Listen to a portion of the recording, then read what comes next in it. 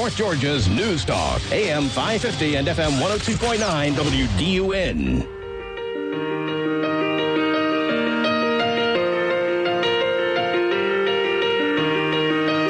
47 minutes after 6 o'clock, 6:47. Thanks so much for being with us, folks. Game On with Katie B. Davis airing now on WDUN. The Baseball Writers Association of America has made its Hall of Fame decisions, and joining us to weigh in is Chris Singleton of ESPN's Baseball Tonight. Chris, first of all, thanks so much for taking some time out to be with us. Oh, Katie, my pleasure. It's a pretty exciting day in baseball, even though spring training's still 6 weeks or so away. I think this kind of ignites everyone, especially in the state of Georgia and here in the Atlanta metro area. Oh, you couldn't have put it better. It's not just that three guys we associate with the Braves organization are going into the Hall of Fame, but Joe Torre and La Russa also have some ties to the Braves organization as well. And as I mentioned earlier, Frank Thomas, a Georgia native. So a good day for the state as a whole. Quickly, before we get to the three inductees announced today, Chris, I want your opinion on something. How do you feel about people taking moral stances where Hall of Fame voting is concerned? Well, I think originally, it was warranted in the sense that it was such, an offensive thing when the sacredness of, the records and stats and everything, it was violated by the PEDs. But I think as time goes on and the emotion kind of starts to die down and people start to see the reality of circumstances, whether PEDs or whether Pete Rose and gambling. I think, it should sort of be a statute of limitations in a sense. Maybe you penalize guys for a certain amount of time and they're not going in first ballot if, they were clearly first ballot guys. Maybe it takes several years for that to happen and they don't get to enjoy it as soon. But I used to be against and thinking these, whether Bonds or Clemens or whoever. But I'm kind of starting to think, you start seeing players go in the Hall of Fame, and particularly players that I played with. Frank Thomas was my teammate and locker mate for 3 years. And I have vivid memories of competing against Roger Clemens and Barry Bonds. And when I forget about, the things that they did, I think about how great they were. And when you consider that so many players were doing something, whether it was amphetamines or some type of PED, it's at some point you think, the best players should be in the Hall of Fame. And in my mind, there's no question that Barry Bonds, Roger Clemens were two of the best players to play the game. Ian O'Connor, who's a sports columnist for ESPNNewYork.com and filled in for Colin Cowherd on ESPN Radio today, made this distinction. He said that he considers Bonds and Clemens to be with or without guys. They would have been in the Hall of Fame. They would have had Hall of Fame careers without the help of PEDs. Do you agree with that assessment as someone who has competed against those two? Absolutely. Absolutely. I believe that's the case. Bonds wouldn't have, 700 and, 70 home runs. He'd have 600. I mean, yeah. it's so, I mean, there's the guy was great. Clemens was great. He was a competitor. And I just think that when you look at the landscape and you look at the time, and there were players that were using, and I think it sparked certain players that were in the elite.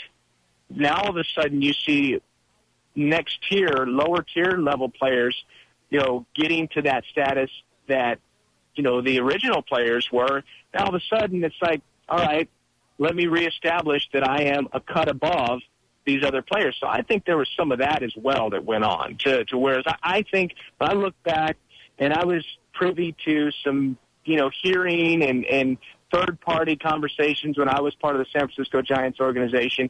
And I know that there was some resentment that Barry Bonds had. At least I can say I believe that there was some resentment that Barry Bonds had about what Mark McGwire was doing and what Sammy Sosa did in that magical year of hitting all the home runs. Yeah. And because he knew he was a better player than those guys were. And a lot of ego, a lot of pride in the best players, and they want to reestablish themselves. So I think if no one had ever done it, I agree. They were with or without guys. Without those players were going to be Hall of Famers. Interesting you mentioned McGuire and Soso. Connor put them in the with category. Doesn't think they would have made the Hall of Fame had they not used, and obviously I don't believe that they are having used PEDs, but he said without the use of them, they wouldn't even be in the conversation. We're continuing our conversation with Chris Singleton of ESPN's Baseball Tonight, getting him to weigh in on today's Hall of Fame announcement of the inductees, Frank Thomas, that he just mentioned before, and, of course, the two former Braves pitchers, Greg Maddux and Tom Glavine. Now, having been an All-American League player, Chris, you didn't get the chance to face Greg. You didn't get the chance to face Tom Glavine on a consistent basis. But do you think, with the wealth of talent that the ballot included, did the Baseball Writers Association make the right decision with these three players?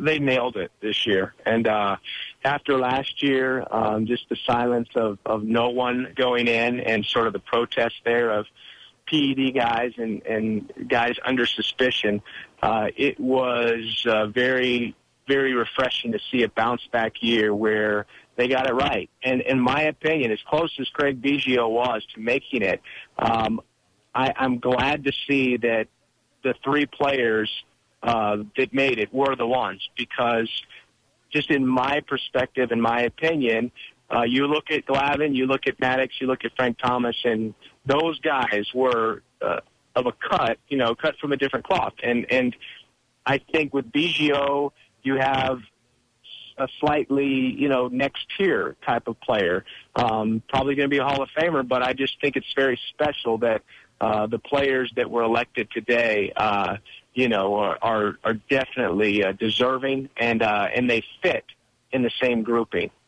Craig Biggio only 2 votes away from making it into this 2014 Hall of Fame class. I want you, we've got a couple of minutes left in this segment, Chris, to talk to us about Frank Thomas. He was your teammate in Chicago, and that's where he really made a name for himself, obviously, I believe, over a stretch of 7 years. The only player with however many home runs and however many hits. I don't have the stats right in front of me, but definitely made a name for himself as a first baseman in the White Sox organization. What was his work ethic like? What was the Big Hurt like? He was a machine, and he had a precise routine that he would go through every day. And for me, coming up as a rookie in '99, and Frank had already had, many of his best years in the major leagues. For me, seeing that the difference between playing in the minor leagues and playing not just in the big leagues, but next to a future Hall of Famer, and just seeing the focus, seeing the consistency, and the way that he dissected hitting and his swing and his approach and to what pitchers do and the whole on-base percentage, taking his walks and everything else, it was kind of a science for Frank Thomas. And he knew what he needed to do in order to accumulate or amass the stats and numbers that he had to amass. And it's interesting when you talk to guys that are superstars in the game, especially in a city like Chicago or New York or even perhaps L.A. and Boston, they can't just have an okay game and the team wins and everything's good. When they just have an okay game or not so hot and the team wins, there's celebration, but then the reporters come to them and say, what's wrong? Why aren't you hitting? Why aren't you? And so they constantly have to be kind of selfish in the sense, because if they want to be at peace, they have to perform and put up their numbers no matter whether the team wins or not. So some people look at that and they say, and some people will look at Frank, and not all of his former teammates, are as endeared to him as perhaps I am, but, it's Frank had to be about it, and that was the way he was. And for him, hey, this is the period on the career. I mean, there it is. He's in the Hall of Fame, and that's what he always wanted. Absolutely. Wonderful insight. Chris Singleton, ESPN Baseball Tonight analyst. Thank you so much for being with us tonight, sir. I hope I get to talk to you again soon. Sure, Katie. Definitely. Thanks for having me. Absolutely. Chris Singleton, folks. Frank Thomas, 18th in home runs, 22nd in RBI in the league, and now going to Cooperstown.